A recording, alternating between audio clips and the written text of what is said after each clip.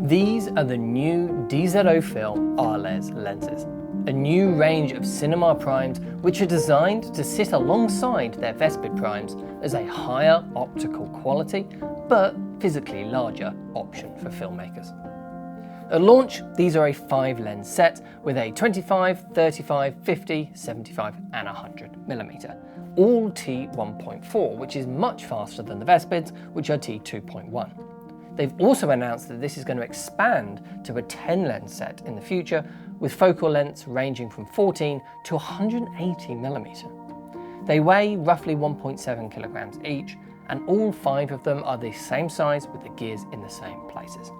They cover vista vision sensors with a max image circle of 46.5mm. But let's take a look at how they actually look.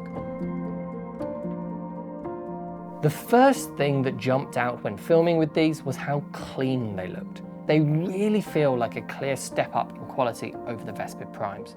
They really reminded me actually of the Sigma Cine Primes and the Tachyna Vista Primes. That kind of clean but neutral look, while still having a warm and pleasing tone to them. They're not cold or sterile at all. If we look at the more controlled tests in our showroom, this clean neutral look is very evident.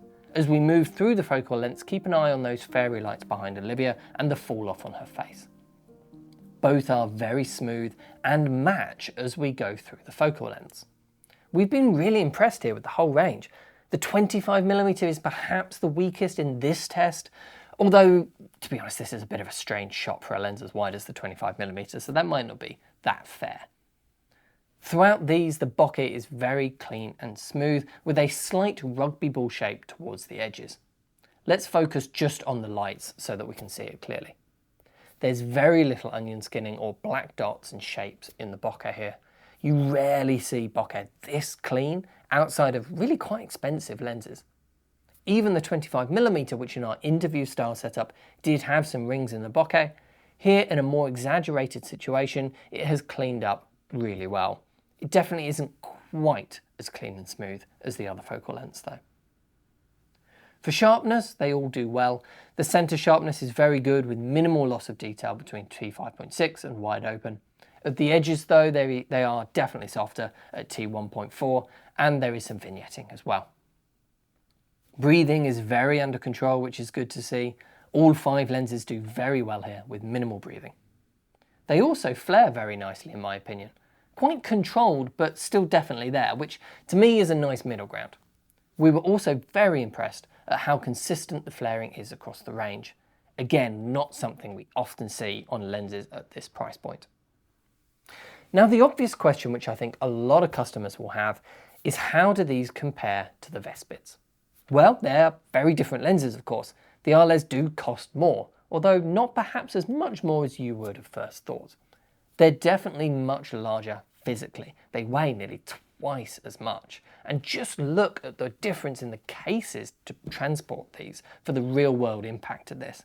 These are the same sized hard cases from DZOfilm, but one has a 5-lens set in it and one has a 10-lens set. This is without a doubt the main difference. The Vespids are designed to be small and portable, while the Arles are designed to be high quality optically. Now they both cover full frame sensors though. The Vespids are T2.1, apart from a few like the 16 and the 90mm macro, which are T2.8, while these 5 Arles anyway are all T1.4. We shot this quick comparison. This is the 50mm on both. The Arles are slightly warmer than the Vespids, and much shallower of course, which is the main difference in these shots that is obvious straight away, but just look at the bokeh difference. It is so clean and evenly shaped on the Arles, while the Vespids have this distinctive uneven D shape to them almost. They're also a lot harder and more defined in the rest of the outer focus areas, which you notice on some more ordinary areas like these bricks here. Yes, the Arles are shallower, which of course helps this, but they're also a bit softer with less contrast in those outer focus areas, and that helps keep your attention on your subject and really makes it pop. These are the 100mm, and they're the same differences. Very different bokeh and that slight warmer colour shift. To me, the Arles looks significantly better, as you'd expect them to really. Overall, The Arles are a very impressive set of lenses. We're really excited to see what the future lenses in this lineup are like, as these could just be the nicest cinema lenses that DZOfilm have ever made. But let us know what you think of them in the comment section, and if you want to order these for yourself, or try them out of course, just get in touch with the ProV sales team or head over to the website down below. Thanks for watching, I'll see you in the next one.